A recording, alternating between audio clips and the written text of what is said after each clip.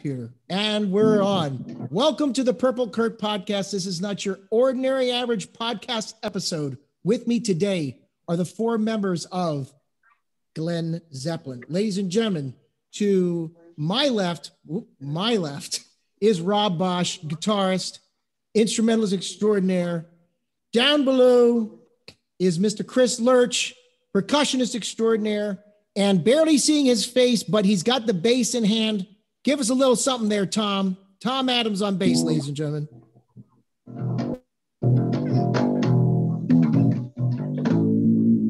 Oh, yeah. Nice. All right, so ladies and gentlemen, we are prepared to make a special announcement. Shall I? Yes. So, Chris, you gotta give us a drum roll, man. Drum roll. Here we go. Put down the wine glass. Listen, this is a weeknight. We're all, you know. So, ladies and gentlemen, I'm just realizing I don't have a drink. Everybody else has a drink. I don't have a drink. I've already had 2 margaritas for dinner. So Jeez, I don't even know. Like, what am I doing? I'm falling behind here. This is grown up stuff here, folks. We don't play around. We work hard and we play harder. All right, hold on. So I'll brevity this right now in a second. The four of us have gotten together in virtually in one room because I guess virtually. So I know they're gonna give me.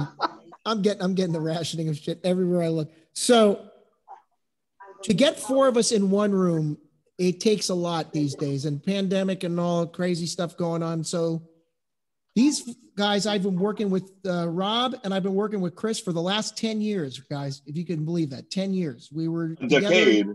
It is a decade of working in a covers band for Legacy Rising. Then when I wasn't able to do as many gigs and we had some transitional time there. Long story short, Legacy Rising fizzled out. Oh, that's wonderful. Pour that Guinness. So Legacy Rising filled out, and along comes Mr. Tom Adams below me here.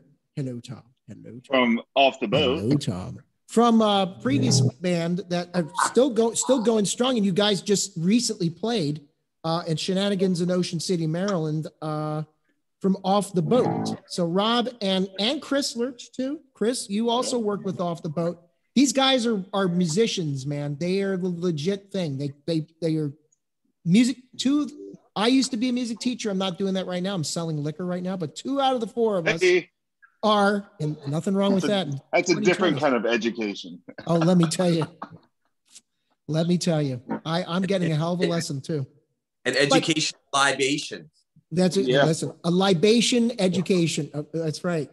Libeducation. Can we make that? Is that a word now? That's it. Tom, is that a word? He's our bookworm here. So libeducation. The education of libation results in lots of. Never mind. Let's not even rhyme that one. Easy. Let's keep it PG. I don't know. Well, so anyway.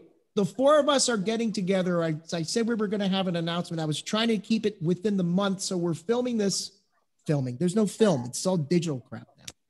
We are videoing this literally a month away from to the day, right? Today's the 14th? Today's the 14th of April. So ladies and gentlemen, our announcement is, another drum roll, everybody. We are playing at the Peabody Heights Brewery in Baltimore, Maryland on Friday, May 14th from 6 to 9. We're going to do 2 sets and have a big old break in the middle doing the music of Led Zeppelin. So when we started this whole thing, Rob, you're the one who started this whole thing off. Why was, I'm going to ask each one of you guys this. I will start with Rob. Why is Led Zeppelin so important to you? I don't know. I think it pretty much, I got turned on to them in like 7th grade and pretty much changed my whole outlook. You know, I mean, there's so much, it's such a rich body of, body of work, that their discography. It's just, it's amazing stuff, you know? So, and plus, you know, I mean, being a guitar player, or even when I was in 7th grade, I wasn't a guitar player yet, but I played a mean tennis racket. I tell you what, And I played a little tennis racket to like that first album, man, you know, and like, you know, I started watching Song Remains the Same, things like that. And I just got locked in. I mean, just drew me in, you know, changed my life. Fantastic. Chris, what about you? Why Led Zeppelin? What is Led Zeppelin? You know, just when I first heard John Bonham playing, it probably was Moby Dick. I can't really recall. But the sound that he could create on the drums, and then the way he drove that band like a Maserati. Unbelievable. You know, and they're just, it's a magic four. The four of them came together, and it was this magic from the beginning, taking the blues into the hard rock and creating a whole genre of their own. You know, nobody will ever come close to doing it again. No, and they were not heavy metal. I mean, you know, they weren't. The reason why other bands had such a hard time even trying to duplicate their sound is because they were getting it wrong, because they were emphasizing on the hard rock elements. And what people forget is that Bonham has such a sense of swing that nobody can truly duplicate.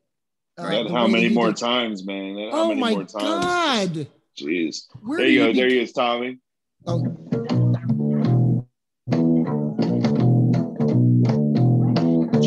How many more times? Treat me. I said we weren't going to do it. We can't do. I'm sure it's off time with the different videos, but you know. Right. Thank you, Rob.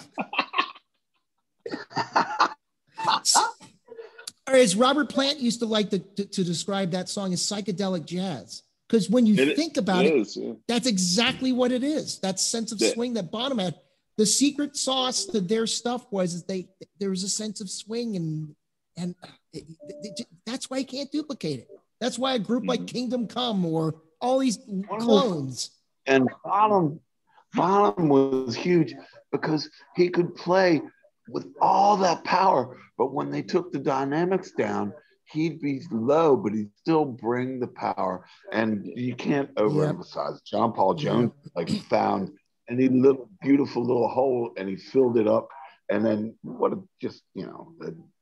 you listen to it over and over and over, and you still learn something every time. Absolutely. Yeah. So Tom, out of the four of us, Tom, you were the only one that actually got to see all four members of Led Zeppelin play in 1977. So you bring not just your heart and soul. Ladies and gentlemen, he's our heart and soul of our band, because when it comes to like the love of the music, nobody loves it.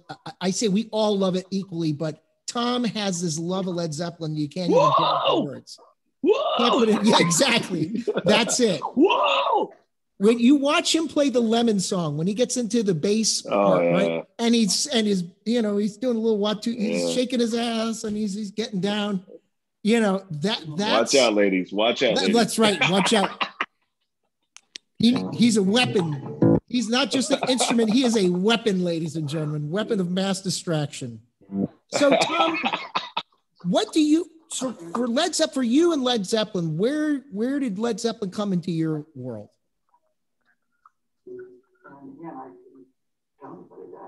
Tommy, you hearing them?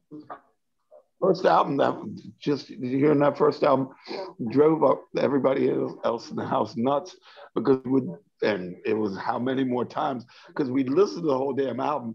It was the last song, so we'd play like 5 or 6 times, and my dad would yell, but it was just me and my brother, you know. Right. On it. Actually, I can trace my own Zeppelin experience back to one dude. This guy, his name is James O'Connell. I don't know where he is now, but he was like, he gave me this tape of the first album. And he was just like, you need to check this out. And I popped that bad boy in my Walkman back then. And just that Good Times, Bad Times hit me. And I just, that was it, man. That was it. Well, I tell you, for me, it was high school. And middle school, a whole lot of love and all that stuff, but really getting into Led Zeppelin for me is taking that Brown Bomber, that second album, and just analyzing all the different sonics and stuff, because I liked world music. And when you hear the recorded version, A Whole Lot of Love, there's edited versions of tabla drum playing and all this crazy crap going on, and the theremin, which I didn't even know what a theremin was at that time. And it's this sonic tapestry that they were creating in this blues-based song. And I'm like, this whole middle section is crazy, and the sounds fading on the speakers left and right. It hit me like between the eyes. It hit me like a hammer.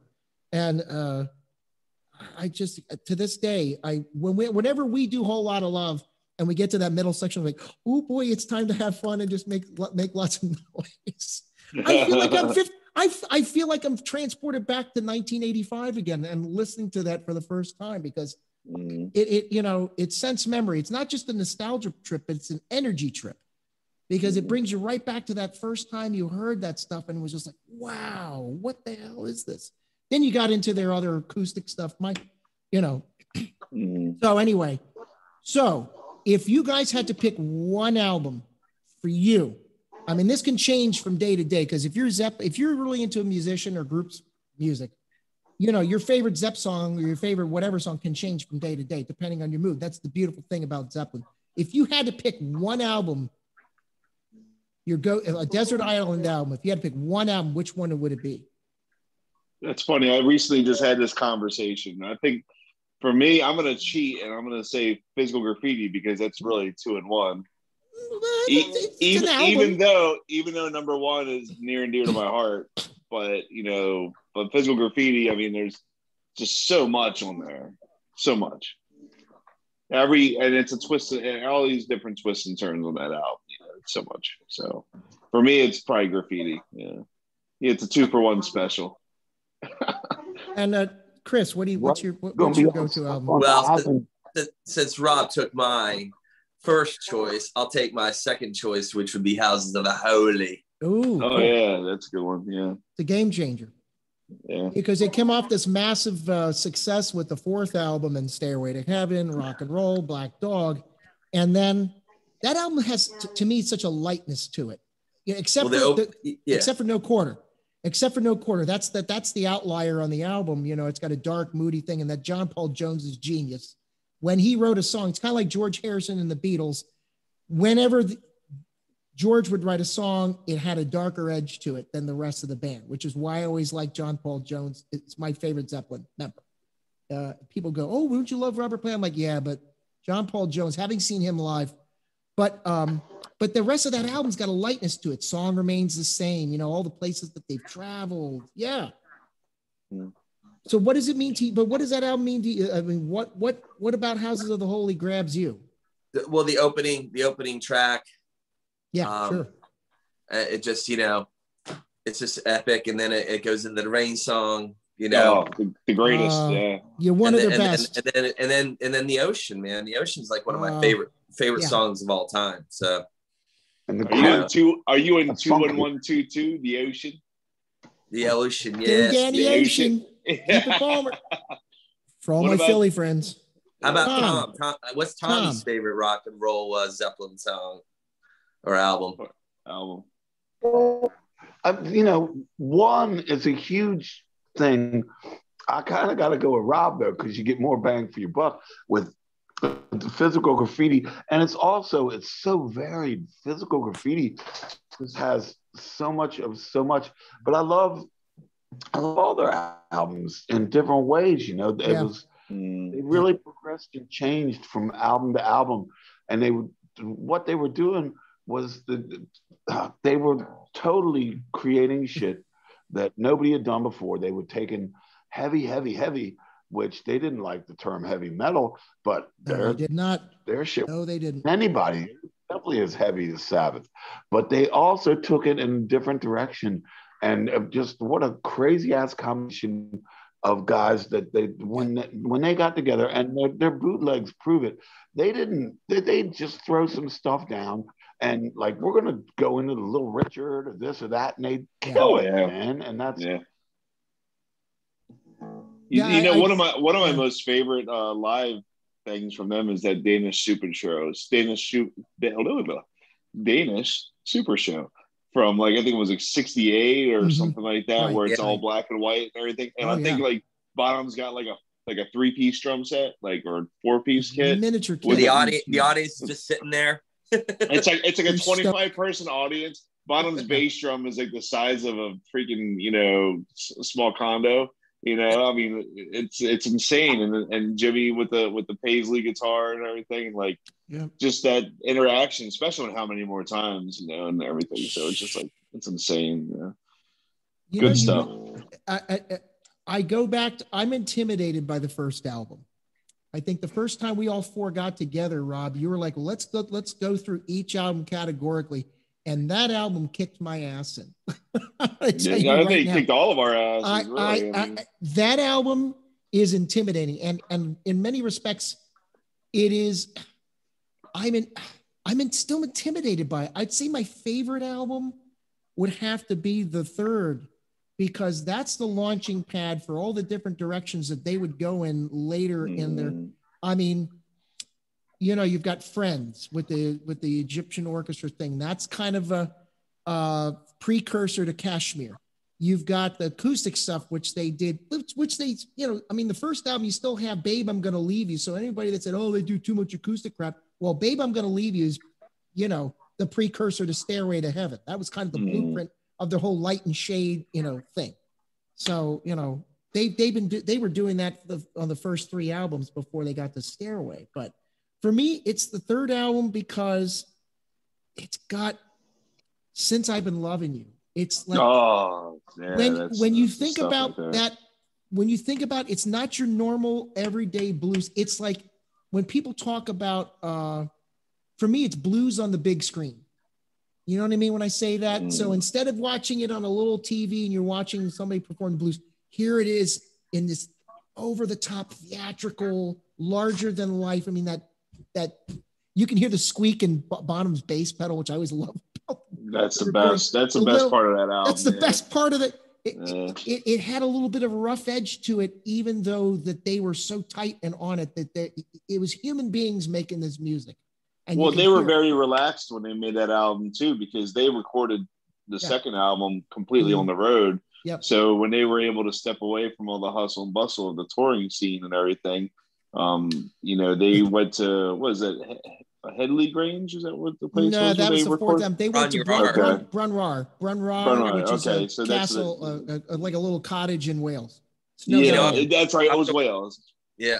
I was always taken by the Out on the Tiles, man. That song just like came out of nowhere. It's like, what the hell? Out on the Tiles, man. It's like, but for the band, we should cover that sometime, man. That's a fun song to play. We have. He would be like, we did. I must have been drunk at the time. We did it for we did it back in the 1919 gig, one of our first two gigs, didn't we? Yeah. I guess we did. It's been a while. We played it at Ellie's, one of our first Ellie's gigs. It was weird. We did the Out on the Tiles intro to Black Dog, and then we just played Out on the Tiles. We were just like, we're just gonna do it anyway. We made an Out on the Tiles Oreo sandwich out of Black Dog. That's nothing wrong with that. I don't think anybody's feelings were hurt that night. No, it was a good night. I know my stuff. Well, the fact, I'll tell you personally, and Tom, did we hear? Oh, we did hear from you. Okay, so personally, to me, being in this band is been a highlight, and now that here we are. Post-pandemic, everybody's getting vaccinated. The light is slowly coming at the end of this crazy tunnel all of us have been in. And the fact that we even did a gig in July last year and outdoors at and shout out to Ellie's Place and everybody there, Stella and all those guys, they'll always take good care Brantley. of Brantley. Stella Brantley. Yeah, and but this new place that we've never played before, I'm looking forward to it at the Hopkins. Help me out again. No, the Peabody Heights Brewery. Peabody Heights Brewery. Heights. May 14th, 6 to 9. May 14th, 6 to 9. Get there early. Get the table. Get there early. Yep, it's outdoor seating. Because otherwise, if you don't have a table, you just get the boogie down. You got to show us your dancing skills. It's something I always wondered too. Like, all these bands they play and stuff, and like people are always dancing and stuff. I'd like to see some people out there boogieing down to some custard pie, man. So when you come out, get on up and have a good time. Listen. I have an idea for a rehearsal on Sunday. I'll share with you about that. He's going to show us how to dance.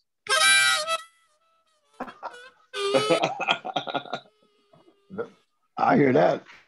Yes, sir. Can't wait. One of my favorite things to do is get to play the harmonica. Maybe I play it a little too much, but dude, probably the highlight for me in our sets is when we get to do, of the many, is when we get to do Nobody's Fault But Mine, and then the harmonica songs are back to back. Folks, Yep. there aren't that many bands who cover Custard Pie either. That's one of the highlights of being in the band with you guys is hearing the chemistry and when you go to town on Custard Pie. There's such a dude, that's a great groove, man. That's a good groove. That's when at that point in the gig, I'm always like, yeah, we've settled in, we've gotten into our groove, like the first couple songs, you kind of like, figuring out like your sonic situation, like where you're standing, where the best, way to hear your stuff and everything. And, hearing everybody else. But by the time you get to Custard Pie, it's like everything is nice and lined up. Yeah. Like I said, the pocket, it's a good place to be in the pocket. It's a great place. Indeed. All right, folks. So come see us at the Peabody Heights Brewery. Is it going to cost them anything? Is there a cover? I was going to ask that. No cover? Oh. No cover. Winner chicken dinner. How's the food there? Do they have food there too? Or is it the food truck will be there. And of course, all the beer you could possibly want. We get beer for free. Hey, well, the band does, right? Yeah. Okay, you heard it here. Yeah, so you're gonna see a drunk Glen Zeppelin at this. I got to be at work the next morning, so I'm gonna qualify right now. It's all right, Joe. I'll be at work on time. We'll get you there. We'll get you there. No, we'll be fine. Yeah. Some of us have to go to Pennsylvania for after the gig, but no, I seriously, this is going to be great. So, yeah, looking forward to it, man. Thank you to the four of you once again for doing this. I cannot wait. And folks, come see us Friday, May 14th, 2021. Yes. In the flesh. Come on out. We are excited. Now as far as streaming this live and stuff like that, I mean, I attempted to do it last time, but I have a new and improved phone. Maybe we'll see what happens. Yeah, we'll see what happens. So we're getting together this weekend to dust off the Zeppelin catalog. Cannot wait. All right. Thanks, guys. Have a great night. Man. Yeah, please hit like and subscribe, and I'll see you in the next episode of the podcast. Go to our Glen Zeppelin Facebook page. Go ahead, go there and like. Rob, thank you so much. Boy, I know I was remiss doing that. Yeah. Even though one of the So, Glen Zeppelin Facebook page. Glen Zeppelin Facebook page. I think the URL is Glen Zeppelin 01. I think it's like facebook.com/Glen Zeppelin 01. I believe that's what it is. If you just want to type it and get there directly, if you want to do it that way, or just do a little search. We're here on the and Facebook. We'll talk about t-shirts too. There might be some t-shirts available. Might be some merch. You never know. Might be some. You never know. It may look something like this. I had mine custom made. There you go. For your pleasure. And we might even have masks too. We may even have a little mask or two. Yeah. So you can wear your mask like this and Yeah. I don't know. All right. Later, people. Peace and hair grease.